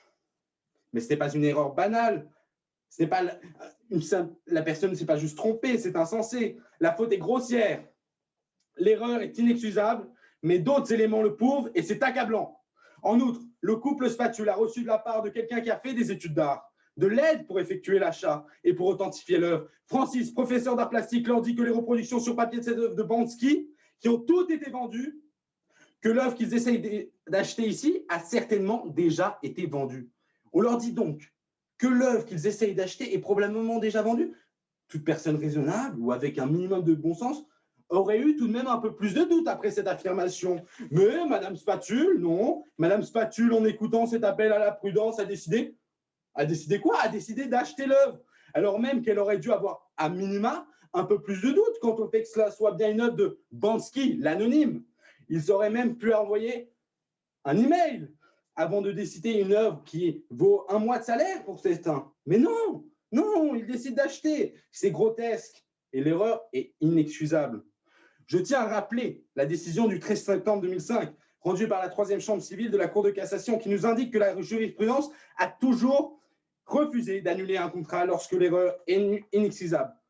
Pour conclure, si vous pensez que cette erreur est excusable, si vous pensez sincèrement que le fait qu'ils aient des problèmes de lecture ne soit pas de leur faute, si vous pensez sincèrement que le fait qu'ils aient des problèmes de communication ne soit toujours pas de leur faute, qu'ils aient des problèmes de discernement quand un prix est absurde, toujours pas de leur faute, ils aient des problèmes de compréhension de phrases simples, de français basique, mais non, ce n'est pas de leur faute. Il y a faute de l'errant, l'erreur est inexcusable. Les demandes de M. Gonski, mon client, sont simples. Que toutes les demandes de la partie adverse soient déboutées, que les frais de justice engendrés ici soient supportés par la partie adverse selon l'article 700 du Code de procédure civile, et pour son bien, que Mme Spatule se voit obligée d'effectuer un séjour de 4 semaines dans un centre d'addictologie pour l'aider avec son alcoolisme qui lui perturbe sa vie. Et je finirai par citer un célèbre artiste du XXe siècle, Marcel Duchamp, qui nous dit « Plus la critique est hostile, plus l'artiste devrait être encouragé. » Je transmets les encouragements de la partie adverse à mon client. Merci. Je vous remercie, Monsieur Perrin. Madame Boulestex, est-ce que vous souhaitez répliquer? Oui, j'aimerais simplement revenir très brièvement sur le fait que mon cher confrère, Maître Perrin, s'est longtemps épanché sur à quel point inexcusable l'erreur de ma cliente peut être. Je tiens simplement à rappeler que je pense avoir prouvé la mauvaise foi et la malhonnêteté de son client, M. Gonski, qui, en voyant le doute de mes clients quant à l'authenticité de l'œuvre, bien que peut-être blessé dans son ego d'avoir été sous-estimé, que son œuvre ne soit pas telle, aurait tout de même pu avoir la décence de les éclircir et du coup éviter toute cette affaire. Donc pour moi, l'erreur ô combien inexcusable quand elle provient d'un dol, du coup est excusable quand même. Voilà, c'est tout. Je vous remercie, madame. Monsieur Perrin, vous souhaitez répliquer? Oui, je reviens juste sur ce que Mme Boulestex vient de dire. Pourquoi vos clients qui organisent des apéros Zoom ont du mal à gérer leur adresse mail et à adresser des mails à mon client pour lui demander des plus grandes spécificités sur cette œuvre? Ça, c'est une question que j'aimerais bien poser. Et ensuite, vous avez parlé du fait que M. Gonski serait un professionnel. Il n'y a rien dans les éléments donnés sur cette affaire qui prouve que c'est un professionnel. Le Bon Coin est justement un site de mise en relation entre particuliers et donc il n'y a aucune base pour affirmer que ce soit bien un professionnel. Voilà, ce sera tout. Je vous remercie. Je me permets d'appeler à la barre Madame Marie-Danielle en demande et Madame Juliette Bénel en défense. Marie-Danielle, vous avez la parole pendant 10 minutes pour défendre les intérêts de Madame Spatule. Monsieur le Président, Mesdames, Messieurs les jurys et autres curieuses et curieux qui se cachent derrière leurs écrans, bonjour. Je pense pouvoir dire sans trop m'avancer que la majorité de l'audience, si vous cherchez bien, se souvient de l'autodestruction du fameux tableau de Banksy en 2018. Je vous l'assure, que vous soyez fin connaisseur d'art ou que vous ayez un vague souvenir d'un PowerPoint un peu bancal d'un cours d'art plastique de collège, et rassurez-vous, chers professeurs, nous savons aujourd'hui plus que jamais tout l'amour que vous portez à la réalisation de ces derniers. Je suis sûre que cela vous évoque quelque chose. Mais si, rappelez-vous, à peine le marteau eut résonné, adjugeant l'œuvre à plus d'1 million d'euros, que l'œuvre se déchira, se désintégra, s'atomisa, ou du moins se réduisit en lambeaux sous les yeux de son acquéreur, qui, vont sans dire, étaient proches de sortir de leurs orbites. Eh bien, cette tristesse et ce désarroi dans les yeux de cet homme en 2018, on les retrouve dans ceux de Louise Spatule, au matin du 30 avril 2020. En effet, c'est ici que pour cette femme qui de nature enjouée et pleine d'eau de vie, pardonnez-moi, de vie, tout bascule. Remontons alors quelques jours auparavant, le 27 avril 2020. Alors que Louise et son époux souhaitent égayer leur appartement à leur image, ils décident en tant que néo-amateurs d'art d'investir dans des œuvres. Après quelques recherches, Louise fait une fabuleuse découverte sur un site de vente d'occasion entre particuliers. En effet, Louise tombe nez à nez avec une annonce de la petite fille au ballon de Banksy, tirée, signée et numérotée par l'artiste pour la modique somme de 1200 € et au mot enjoliveur dont elle a rêvé toute la nuit: il faut que vous achetiez le 8e tirage de cette œuvre fabuleuse du plus grand artiste de tous les temps. C'est une opportunité unique à ne pas manquer. En effet, on peut le dire, elle ne l'a pas manqué. Mais bien qu'il puisse se vanter de savoir que la baleine bleue ingurgite 360 kg de krill en une bouchée, les quiz de culture générale et les parties endiablées de Trivial Poursuite ne font pas du couple des experts en matière artistique. Ainsi, ces derniers, après quelques recherches Google, déduisent au vu des similitudes évidentes que le tableau mis en vente est bien La petite fille au ballon de Banksy. Néanmoins, un tel investissement nécessite plus ample vérification. C'est ainsi que Jean s'empressa de contacter le vendeur, ce dernier lui assurant qu'il s'agissait bien de la petite fille au ballon, mais dont la pauvreté de la ligne téléphonique l'empêcha d'authentifier l'artiste. Enfin, pour vérifier une dernière fois l'authenticité de l'œuvre, il contacta un professeur d'art plastique de collège dont l'expertise s'est avérée par la suite à la hauteur de ses PowerPoints qui lui certifia que le tirage est authentique. Il s'agit bien là d'un des 25 tirages destinés aux amateurs. C'est décidé, le couple achète le tableau. Mais lorsque celui-ci arrive enfin, Louise et son compte en banque s'effondrent. Le tableau était en fait un faux. Après vérification, Louise, désemparée, découvre que l'annonce a été modifiée au moment de son achat et que la signature du grand Banksy n'est autre que celle de l'insignifiant Bonsky. Prise de rage, elle s'empare de son téléphone et demande à être remboursée. Mais son interlocuteur, dont la ligne est visiblement réparée dans le plus grand des calmes, satisfait de son mauvais coup, lui maintient qu'il a toujours affirmé que le tableau était de lui. Il s'agit ici de vous démontrer et de vous faire ouvrir les yeux en cette heure à laquelle, je suis sûre, nombreux sortent à peine du lit, sur la double faute commise par M. Bonsky. Soit un délit de contrefaçon auquel s'ajoute un acte de dol qui a empêché vraisemblablement le consentement honnête de Louise, qui a pour principale raison de son engagement dans ce contrat la renommée de l'artiste si chère à ses yeux.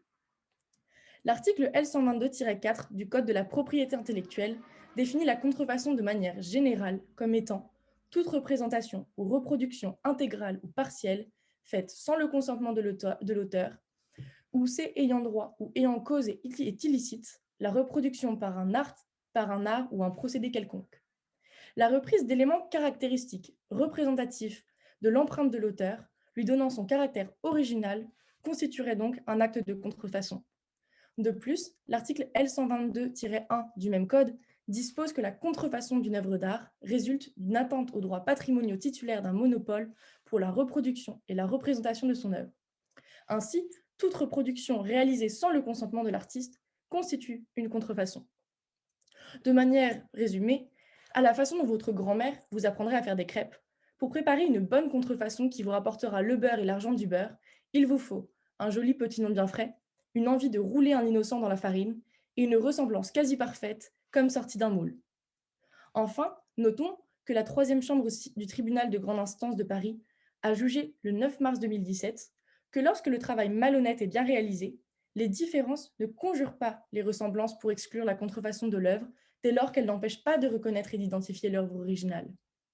Dans le cas de notre affaire, on remarque que 3 personnes ont pu confondre l'œuvre vendue et observer qu'elle présentait des ressemblances évidentes avec l'œuvre du célèbre Banksy. En effet, ce n'est pas par hasard que le couple, ainsi qu'un expert en la matière, oui, je parle bien du professeur d'art plastique en sa qualité de personne instruite sur le sujet, se sont accordés à dire qu'il s'agissait bien de la même œuvre. Il s'agit donc bien là d'une reproduction partielle, voire même totale. De plus, la reproduction de l'œuvre d'art n'est autorisée en dehors du cadre privé, ou du moins ne peut être monnayée, si cette dernière n'a pas été autorisée par l'artiste. Notre cher Robert est-il en contact avec le célèbre artiste? Lui a-t-il poliment demandé s'il pouvait reproduire ses œuvres afin de les exporter à l'international sur le Bon Coin? Très vraisemblablement peu probable. On peut donc dire que grâce à ses qualités d'artiste qualifié, il a bien réussi à créer une œuvre dont les ressemblances frappantes reprennent à la limite de la perfection l'œuvre de Banksy. Mais malheureusement, sans son autorisation. Il s'agit donc bien là d'une contrefaçon. De plus, l'article 1137 du Code civil définit le dol comme une manœuvre frauduleuse visant à obtenir le consentement du co-contractant. La manœuvre peut constituer en une action ou une abstention. Il peut donc s'agir d'un stratagème utilisé par le co-contractant pour tromper l'autre partie, ou encore d'un silence intentionnel, au vu de dissimuler une information qu'il sait essentielle pour l'autre partie. Cette manœuvre constitue une réticence dolosive. Ici, pour le coup de téléphone plutôt louche, on pourrait démontrer que c'est un silence sur la véritable nature du tableau. Mais nous pouvons nous accorder qu'il s'agissait peut-être là d'un réel problème de réseau, et nous lui accordons le bénéfice du doute. En revanche, les manœuvres mises en place, telles que les photographies de l'œuvre, montrent indéniablement son intention de tremper. Enfin, bien que l'utilisation du nom Bonsky, tout comme la dénomination choisie pour son ouvrage, ne constitue pas en eux-mêmes un délit. En effet, de nombreuses œuvres portent le même nom, sans pour autant être problématiques, sauf si en 2005, vous vous êtes rué dans les salles de cinéma voir The Island avec Scarlett Johansson, et au moment où vous réalisez, mais trop tard, qu'il s'agit du The Island de Carmen Kalev, un film d'auteur dramatique bulgare. Pour en revenir à notre personnage principal qui est Bonsky, l'utilisation des noms ressemblant, voire identiques, démontre son intention de semer la confusion dans l'esprit des acheteurs et de ma cliente. Une fois de plus, le caractère frauduleux de ces actions est mis en avant. Lorsqu'il y a contrefaçon, une réparation peut être demandée par l'artiste, qui sera équivalent pour l'auteur au titre de l'atteinte à ses droits patrimoniaux et moraux et calculée au regard notamment de la perte subie, du gain manqué ou des bénéfices réalisés par l'artiste contrefacteur. Si Banksy le souhaite, il peut donc récupérer les bénéfices des pertes qui lui ont été occasionnées. Et il enverra de ce dernier de demander des amendes, voire une peine d'emprisonnement, même si cette affaire, nous le pensons bien, n'arrivera pas jusqu'à lui. En ce qui concerne Louise, qui est la principale intéressée de cette affaire, la demande est la suivante. Comme préalablement exprimé lors d'un appel téléphonique, elle souhaite récupérer ses 1 200 € investis, car en effet, ces 1 200 €, elle les a investis pensant acheter l'œuvre d'un artiste de renommée. Elle ne les aurait jamais investis pour un certain Bonsky qu'elle ne connaît même pas. En revanche, bien qu'elle se soit fait berner par un escroc, Louise croit en l'espoir d'une deuxième chance pour Robert, comme elle l'a eu pour son alcoolisme. Ma cliente ne souhaite pas infliger d'amende ni de peine de prison qui pourrait vraiment empêcher Robert de repartir sur de nouvelles bases, car c'est une bonne âme. Mais, en revanche, en contrepartie, elle requiert une demande un peu particulière. En effet, elle souhaite garder le tableau, parce que d'un point de vue unanime, qui est celui de Louise, Jean et Francis, ils déclarent tous les trois que ce tableau s'accorde quand même vraiment bien à côté des montagnes tahitiennes de Paul Coquin achetées sur eBay la semaine dernière. Je vous remercie, Madame Daniel. La parole est à présent à Madame Benel. Si elle souhaite procéder, vous avez la parole pendant 10 minutes. Madame la Présidente, Mesdames les membres du jury, si la partie demanderesse s'est attachée à démontrer une arnaque, pour ainsi dire, de la part de mon client, Monsieur Robert Bonsky, cela ne fait pas du tout état de la réalité des choses. En effet, cette affaire doit être vue sous un angle complètement opposé. La véritable arnaque, c'est mon client qui en est la victime. Je me tiens devant vous pour défendre les intérêts de cet honnête homme, dont la joie d'avoir vendu un de ses tableaux a malheureusement vite été remplacée par un désenchantement suite à la découverte des poursuites judiciaires à son encontre. La validité du contrat de vente liant Robert Bonsky et Louise Spatule a été légitimement remise en cause par ma consoeur. Le consentement est nécessaire à la validité d'un contrat, comme le souligne l'article 1128 du Code civil. Mais il a effectivement ici été entaché d'un vice de consentement. Madame Spatule n'aurait certainement jamais acheté l'œuvre de mon client si elle avait su qu'il en était l'auteur. Pourtant, elle était prête à le confondre avec le célèbre et unique Banksy. Inutile de rappeler qu'il existe, d'après l'article 1130 du Code civil, 3 types de vices de consentement: le dol, l'erreur et la violence. Il faut immédiatement écarter la possibilité du dol, défini à l'article 1137 alinéa 1 du Code civil, comme le fait pour un contractant d'obtenir le consentement de l'autre par des manœuvres ou des mensonges. Le dol est une pratique tout à fait sournoise. Or, mon client est un homme honnête qui n'a jamais eu l'intention d'induire en erreur Madame Spatule, ni personne d'autre d'ailleurs. Il assure avoir toujours dit que l'œuvre était de lui. Jamais il n'a explicitement affirmé que l'œuvre avait été produite par Banksy lui-même, ni agi de manière à le faire croire. Après tout, ce n'est pas comme s'il avait déchiqueté son œuvre.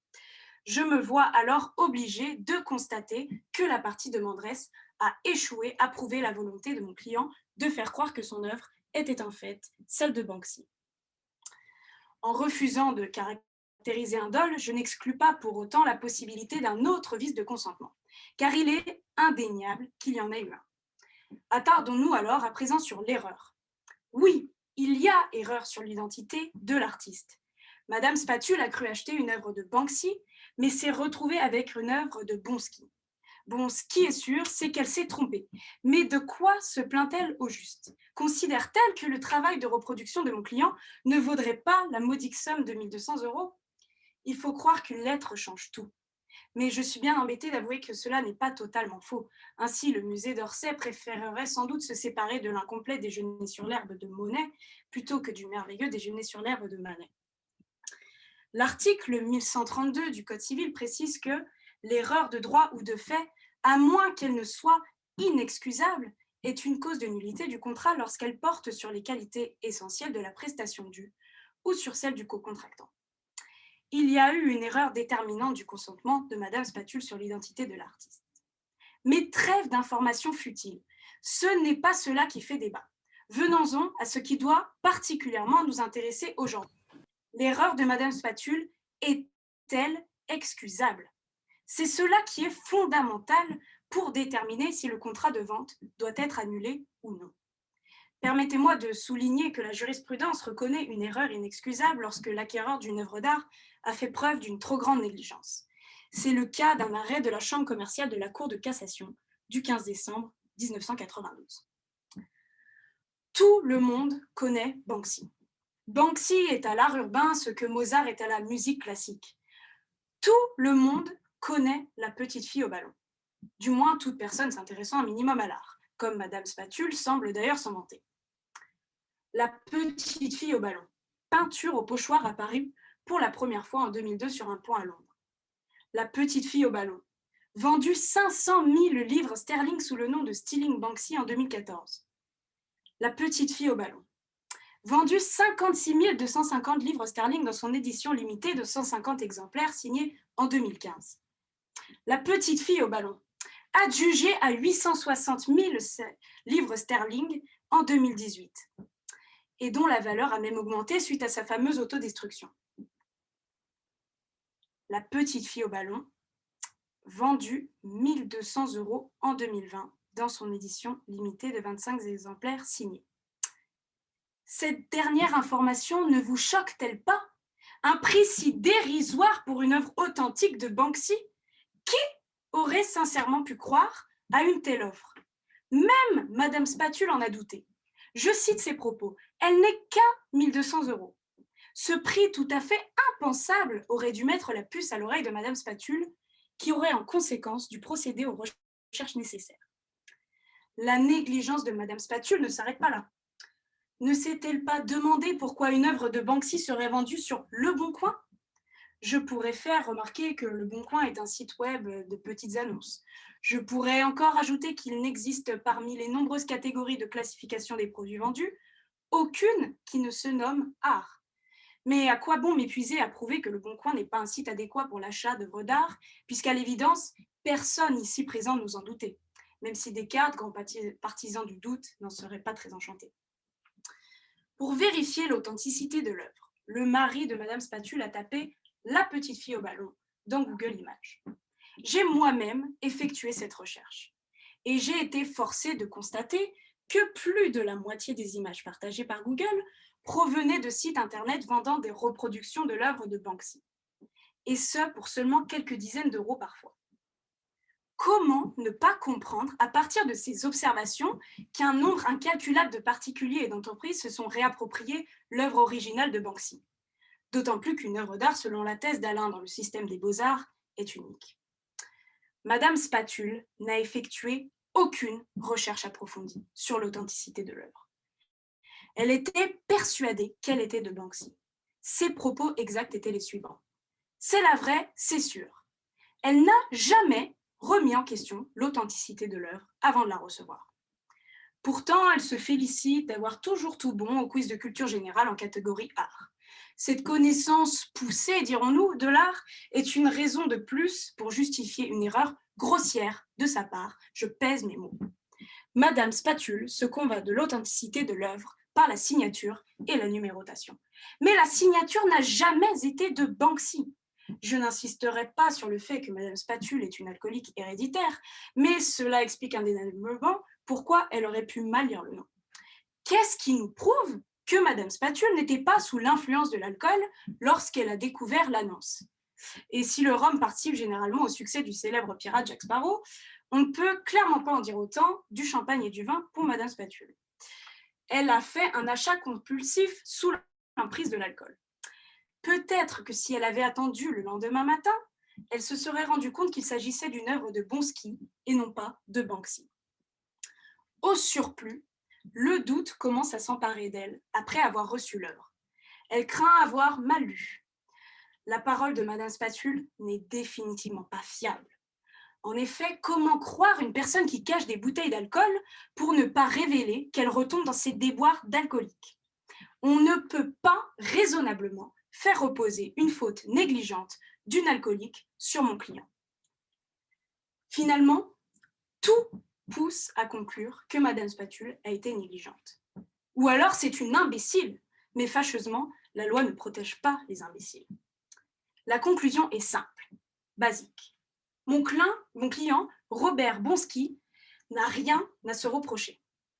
Il n'est pas acceptable de faire peser sur son co-contractant le poids de sa propre négligence. L'erreur est indifférente. Madame la Présidente, Mesdames les membres du jury, je vous le demande, cela est-il vraiment raisonnable avec tous les éléments attestant de l'extrême négligence de Madame Spatule que je vous apporte, de prononcer la nullité du contrat de vente pour vice du consentement? Mon client subit déjà un procès qu'il n'a pas initié, qui engendre des frais, des angoisses. Il ne saurait être sanctionné davantage alors qu'il n'est pas à l'origine de la méprise de Madame Spatule sur l'identité de l'artiste. Je vous demande, Madame la Présidente, Mesdames les membres du jury, de prendre considération avec clairvoyance de la demande suivante. Ne prononcez pas la nullité du contrat. Je vous remercie. Je vous remercie, Madame Benel. Madame Daniel, est-ce que vous souhaitez répliquer? Oui. Donc déjà, oui, en effet, il y a eu une erreur de ma cliente. En effet, elle s'est fait tromper. Il y a eu une erreur, mais parce que votre client a cherché à la tromper et en effet a réussi. Ensuite, du point de vue de la consommation d'alcool, les recherches qui ont été faites au préalable ont été effectuées en partie par son mari qui, lui, n'était pas sous l'emprise d'alcool et qui se sont faits avant même l'achat de l'œuvre. Ensuite, on peut tous s'accorder sur le fait qu'Internet regorge de surprises et que, même si une idée un petit peu farfelue, un riche collectionneur aurait très bien pu, au travers de la plateforme du Bon Coin, voulu rendre sa passion accessible pour un petit chanceux et il aurait pu, pour le coup, vendre un tableau à ce prix-là. Je vous remercie, Madame Daniel. Madame Benel, vous souhaitez répliquer? Oui, s'il vous plaît. Vous avez une minute. Vous l'avez justement dit, le silence de mon client n'est pas nécessairement volontaire. Donc, aucune preuve au dossier ne permet de justifier qu'il s'agissait d'un acte volontaire. Par conséquent, on ne peut pas caractériser de réticence dolosive. Ensuite, sur un deuxième point, la négligence de votre cliente a été amplifiée par sa confiance en le professeur d'art plastique, mais un professeur d'art plastique n'est pas un expert d'art. Il n'a donc pas les compétences pour authentifier une œuvre. De plus, il l'a simplement authentifiée via une image numérique, une photo. Pour authentifier une réelle œuvre, il faut la voir en vrai. Et comment qualifier l'œuvre de contrefaçon alors que vous l'avez dit vous-même, elle est vendue pour une modique somme. Pour faire passer une œuvre comme une contrefaçon, il faut la vendre à un prix équivalent. Merci, Madame Daniel. Alors maintenant, j'appelle à la barre en défense Madame Héloïse Capel et en défense Monsieur Yannick Aliouche. Madame Capel, vous avez 10 minutes pour défendre les intérêts de Madame Spatule. Madame la Présidente, Mesdames les assesseurs du tribunal, Emmanuel Kant disait « L'art ne veut pas la représentation d'une belle chose, mais la belle représentation d'une chose. » Et c'est cette belle représentation d'une chose, de la chose, ou d'une œuvre d'art nommée La petite fille au ballon, devrais-je dire, qui a berné ma cliente, Madame Spatule. Je suis aujourd'hui présente devant vous afin de défendre Madame Spatule, qui a conclu un contrat de vente relatant d'une œuvre d'art avec le vendeur, Monsieur Bonski, tout en pensant qu'il s'agissait en réalité d'une œuvre du peintre urbain Banksy. Laissez-moi cependant vous rapporter les faits occasionnant ce litige. Louise Spatule et son mari se sont découverts une passion pour l'art depuis peu. Le 27 avril 2020, au travers d'une consultation assez anodine du site Le Bon Coin, Madame Spatule déniche ce qui lui semble être l'affaire du siècle, la reproduction sur papier de la fameuse peinture murale La petite fille au ballon du célèbre artiste peintre Banksy, tirée, numérotée et signée. Tout ceci pour la monique somme de 1 200 €. Après avoir montré à son mari sa trouvaille, celui-ci semble pourtant dubitatif. De ce fait, il se permet de prendre certaines précautions en adulte réfléchi qu'il est. Il compare dans un premier temps l'offre sur un site internet avec une recherche Google, qui paraît alors concluante. Aussi, il contacte le vendeur pour s'assurer de la véracité des propos énoncés dans l'annonce. Le vendeur lui confirme en effet que c'est bien la petite fille au ballon. Néanmoins, lorsque M. Spatule demande si l'œuvre est bien de Banksy, la communication téléphonique s'interrompt brusquement, ce qui interpelle tout naturellement, me direz-vous, M. Spatule. Par conséquent, et voulant anéantir ses doutes persistants, il téléphone à son ami, professeur d'art plastique, et donc, comme vous vous doutez, fort renseigné dans le domaine, et lui fait part alors de ses doutes, avec à l'appui une photographie de l'œuvre. Son ami lui affirme qu'il s'agit bien de la petite fille au ballon, parmi les 25 exemplaires reproduits sur papier. Avec toutes ces confirmations, Monsieur et Madame Spatule se sentent alors réassérénés et Madame Spatule indique à son mari qu'elle est certaine de l'authenticité de l'œuvre. Dans la même journée, Monsieur Spatule reçoit une promotion qui, par conséquent, lui fait laisser de côté tous ses doutes. Il s'accorde alors de l'acheter le lendemain. Pour fêter cela, il décide ainsi de consommer de l'alcool. Madame Spatule, ayant pourtant surmonté son alcoolisme héréditaire, consomme également de l'alcool ce soir-là. Vous vous doutez bien, Madame la Présidente, ainsi que Mesdames les membres du jury, qu'à cette idée alléchante d'acquérir une rare œuvre d'art, la célébration aurait été de mise pour n'importe quel autre individu, et ce sûrement au détour d'un verre ou deux ou plus d'alcool, aussi appelé ce doux breuvage. C'est donc pour cette raison que Madame Spatule, tout enjouée, décida d'acheter l'œuvre le soir même. Quelques jours plus tard, l'œuvre tant attendue finit par arriver. Toutefois, le bien reçu ne s'avère pas être le bien promis. Conséquemment, Madame Spatule se hâte à vérifier sur l'offre sur Internet et s'aperçoit que celle-ci a été modifiée 3 jours auparavant, ce qui peut paraître étrange. Furieuse contre le vendeur, ma cliente tente alors de le joindre par téléphone et après de nombreuses tentatives, réussit à obtenir une réponse. Le vendeur, M. Bonski, a alors affirmé auprès de ma cliente qu'il lui avait pourtant toujours dit que l'œuvre était bien de lui-même. Examinons alors les raisons pour lesquelles le contrat se doit d'être déclaré comme nul. Une erreur de vice de consentement réside dans une appréciation inexacte de la réalité. En effet, un vice devient déterminant, selon l'article 1130 alinéa 1er du Code civil, lorsque l'une des parties n'aurait pas contracté à des conditions substantiellement différentes. En l'espèce, ma cliente n'aurait jamais contracté avec M. Bonski si elle avait directement eu connaissance du fait que le tableau eût été réalisé par lui-même et non l'artiste urbain M. Banksy. Le vice ici présent dans le contrat peut alors être qualifié comme déterminant. Dès lors, le contrat se doit d'être déclaré comme nul. De surcroît, l'article 1133 alinéa 1er du même code dispose que les qualités essentielles de la prestation sont celles qui ont expressément ou tacitement convenu et en considération desquelles les parties ont contracté.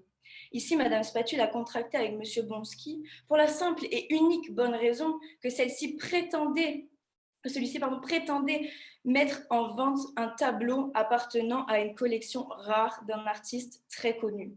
Or, il s'est avéré que l'œuvre en question n'était pas authentique, qu'elle n'était pas ce qu'elle prétendait être, mais une simple imitation bon marché, ou comme diraient nos amis les Anglais, une version cheap. Par conséquent, et comme énoncé précédemment, cette qualité essentielle de la prestation n'ayant pas été respectée, le contrat se doit d'être déclaré comme nul. L'article L122-4 du Code de la propriété intellectuelle indique que toute représentation ou reproduction intégrale ou partielle faite sans le consentement de l'auteur ou de ses ayants droit ou ayant cause est illicite. En lui vendant une œuvre analogue à celle originellement conçue avec un nom similaire, M. Bonsky enfreint le Code de la propriété intellectuelle avec un abus dans la similitude du nom de l'artiste et de l'œuvre. Qui de censé peindrait une copie conforme d'un tableau déjà réalisé? Qui de censé publierait une telle œuvre ayant le même nom que l'œuvre originelle? Qui de censé imiterait tout ceci en sachant que son nom ne comporte qu'une voyelle différente à celui de l'artiste de renom Banksy? Je vous le demande, Madame la Présidente et Mesdames les membres du jury, je vous le demande. Pour cette raison, le contrat se doit d'être déclaré comme nul. Aussi, comme le disait Jean Domas, un juriste consul du XVIIe siècle qui j'espère ne vous est pas inconnu, on appelle dol toute surprise, fraude, finesse, feinte et toute autre mauvaise voie pour tromper quelqu'un. Il est alors possible de déterminer que le vendeur fait preuve d'une manœuvre frauduleuse comme définie à l'article 1137 du Code civil, communément appelé un dol. L'alinéa 2 de ce même article indique aussi que le dol ou manœuvre frauduleuse peut consister en une dissimulation intentionnelle par l'un des contractants d'une information dont il sait le caractère déterminant pour l'autre partie. Il y a alors une certaine intention de tromper qui, comme le mentionne si bien la jurisprudence dans l'arrêt de la Cour de cassation du 28 juin 2005, le manquement à une obligation précontractuelle d'information à le supposé établi ne peut suffire à caractériser le dol par réticence si ne s'y ajoute la constatation du caractère intentionnel de ce manquement et d'une erreur déterminante provoquée par celui-ci. Or, le vendeur, au cours d'un dialogue avec le mari de ma cliente, omet intentionnellement de répondre à la question posée en raccrochant de manière abrupte. La question était pourtant bien simple, puisqu'elle était de savoir si l'œuvre était bien du peintre de renom Banksy. Par conséquent, il fait preuve d'une dissimulation intentionnelle d'information.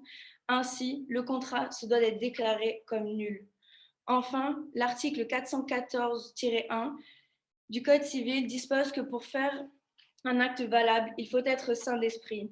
En l'espèce, ma cliente, au moment de l'achat, n'était pas complètement consciente du fait de l'alcool ingéré. L'acte de vente ne semble alors pas valable à cause de sa non-sanité d'esprit à l'instant T. Dès lors, le contrat se doit d'être déclaré comme nul.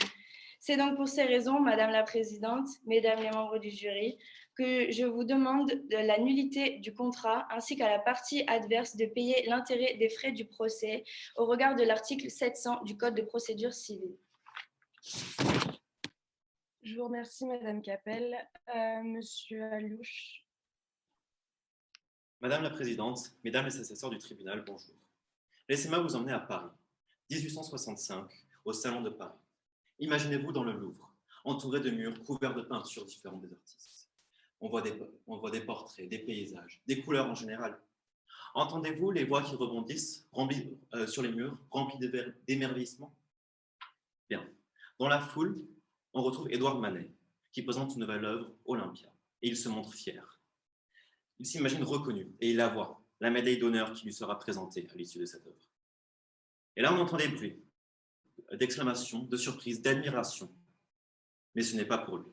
Si l'on navigue dans la foule, on arrive à apercevoir un nouvel artiste, inconnu au bataillon dans le monde de l'art. Claude Monet, 25 ans, présente son œuvre « L'embouchure de la Seine à Honfleur ». Du côté d'Édouard Manet, on entend d'autres bruits, excusez-moi, on entend des injures, des soupirs, des comparaisons à d'autres œuvres, au final. Édouard Manet, lui, il est furieux, il est tout rouge.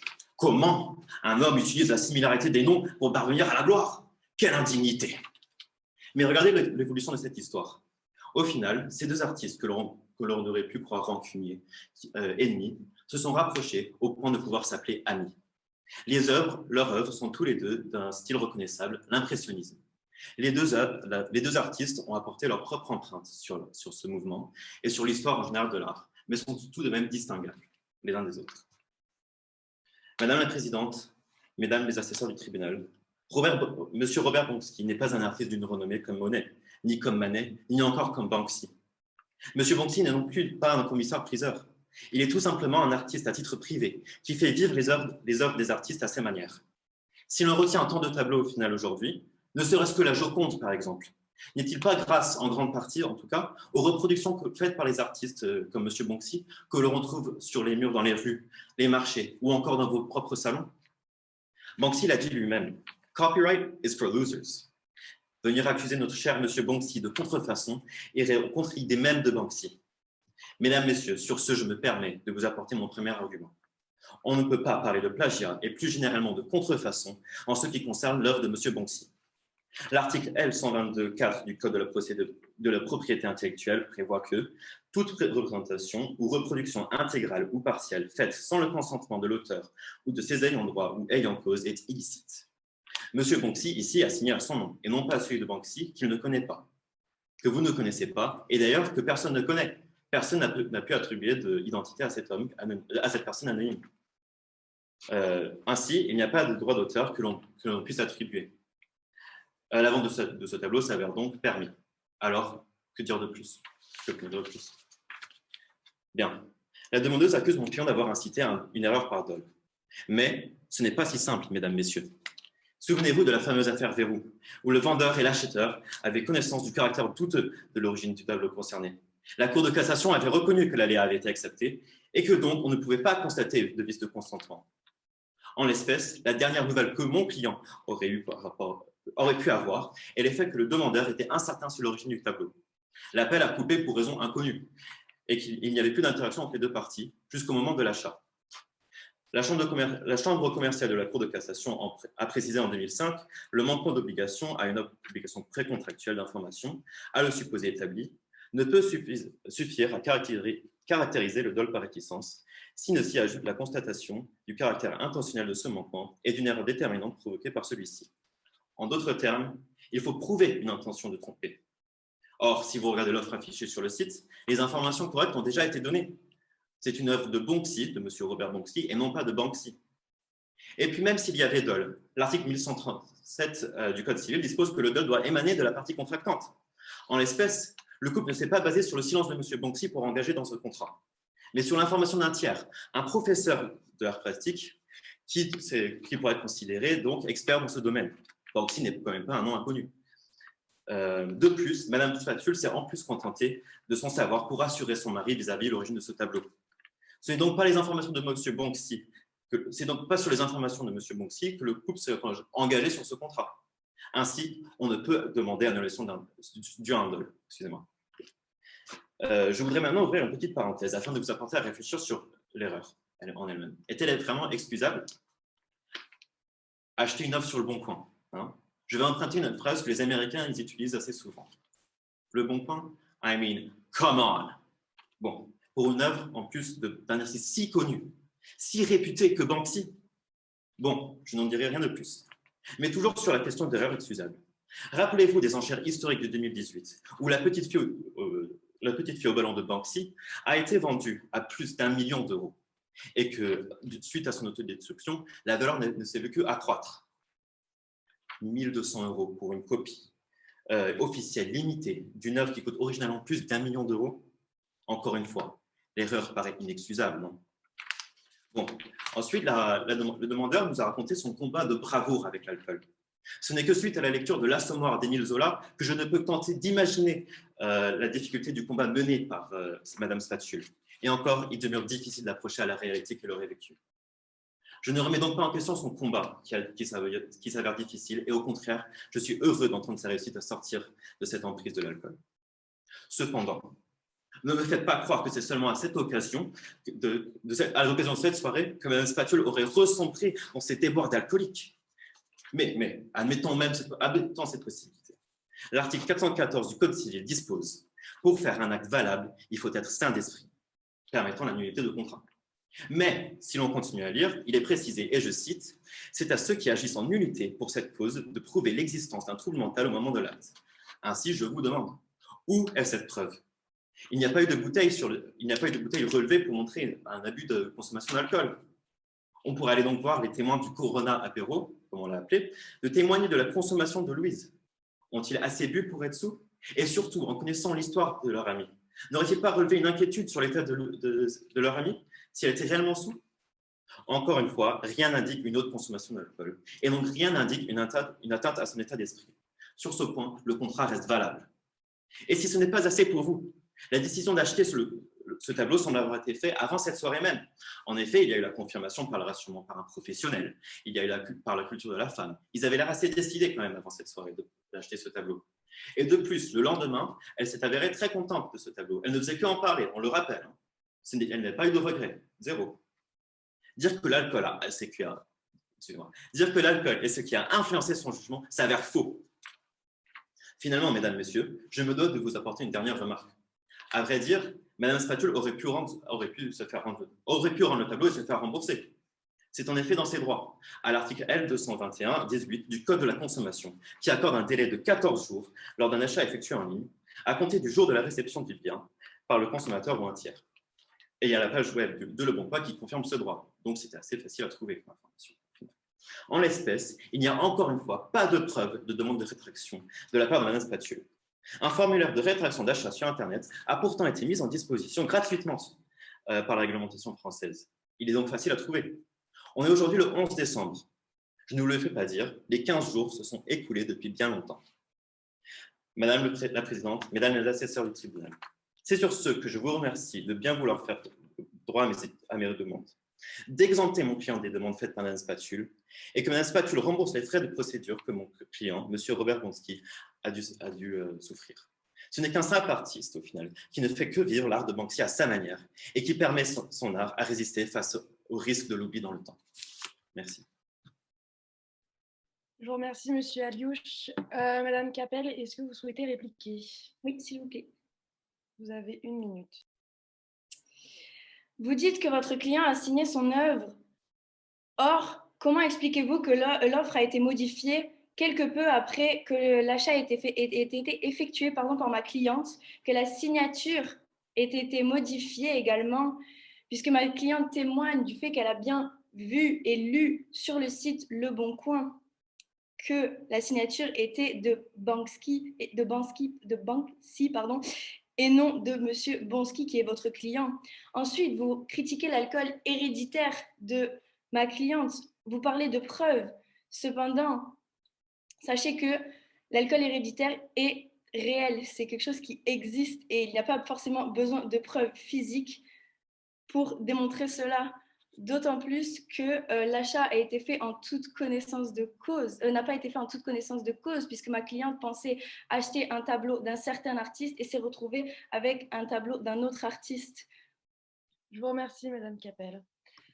Monsieur Aliouche, est-ce que vous souhaitez répliquer? Bien. Sur la modification qui a été faite donc 3 jours avant, il n'y a pas d'indication sur la modification qui a été faite, ni l'horaire. Or, on se souvient donc, sur les faits, l'achat a été fait le soir, assez tard le soir, et surtout si c'était fait bien après l'apéritif, comme l'a dit madame. Or, là, il n'y a pas d'indication sur l'horaire.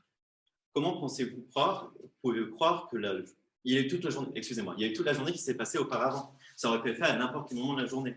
Et l'indication de ce qui a été modifié, on n'est pas sûr de ce qui a été modifié. Au final, la signature a été mal lue. Dès le début, il y avait la signature Banksy qui a été, comme le dit mon client, la signature Banksy était sur le tableau. Juste, ça a été mal lu. Or, il y a eu toute la journée donc, pour modifier. Et donc, c'était à madame de revérifier avant d'acheter ce tableau. Deuxièmement, vis-à-vis de l'hérédité de l'école, je ne considère pas que c'est une preuve suffisante pour démontrer le fait qu'il y a eu atteinte à l'esprit de madame sur cette soirée-là, à cette soirée-là. Je vous remercie, monsieur Aliouche. Alors maintenant, tous les groupes sont passés, on vous remercie et maintenant on va procéder à la délibération. Donc je vais mettre notre honorable jury dans une breakout room afin qu'ils puissent délibérer. Alors, chers tous, donc le jury a fini de délibérer, tous d'être venus à ce concours d'éloquence. Donc nous avons finalement notre grande gagnante, car je lui dis c'est une femme. Voilà, donc notre grande gagnante est Clara Priard, elle sera notre représentante de L2 pour le concours Horace. Et les gagnants de chaque duo, donc pour le duo Alice Leroy contre Martin Poulard, la gagnante est Alice Leroy. Donc Cyriane Michel Doyen contre Clara Priard, la gagnante est Clara Priard. Le duo contre Manon Boulestex contre Alexandre Perrin. Alexandre Perrin gagne ce duo. Le duo Marie-Daniel contre Juliette Benel, c'est Juliette Benel qui remporte donc ce duo. Et enfin, Héloïse Capel contre Yanis Aliouche, c'est Yanis Aliouche qui remporte ce duo. Donc alors, bravo à tous les participants. Même si vous n'avez pas gagné, vous avez été plus qu'à la hauteur de nos attentes. Et je crois le dire avec sincérité, vous avez été impressionnants. Bravo particulièrement donc à Clara Priard, qui va être notre représentante lors de la demi-finale d'Horace pour les L2 le 12 février 2021. Donc stay tuned pour la demi-finale. Vous aurez la chance, Clara, d'être accompagnée par Monsieur Kingsley Violette, qui est un alumni du DD et surtout un barrister au Collège Chambers. Donc, il va vous coacher et vous donner des tips and tricks sur la manière de plaider en anglais, parce que comme on a pu le voir, vous savez très bien plaider en français. Et pour finir, merci à tous d'être venus et d'avoir soutenu nos jeunes talents du DD. Nous tenons à remercier particulièrement notre honorable jury, donc Madame Le Maire, Madame Sauvé et Maître Billon d'avoir été là, et surtout à nos participants sans qui cette organisation et leur enthousiasme sans faille quant à ce concours n'aurait pas été possible. Donc alors, la session des L1 se passe à 14h30, donc via Zoom aussi. Donc si vous souhaitez venir, n'hésitez pas. Et voilà, et n'hésitez pas non plus à nous suivre sur les réseaux sociaux, notamment Instagram. Donc le username c'est horace.2020. Voilà, merci beaucoup et bonne chance et joyeux Noël pour ceux que je ne reverrai pas. Merci beaucoup. Et bravo à tous. Merci. Merci.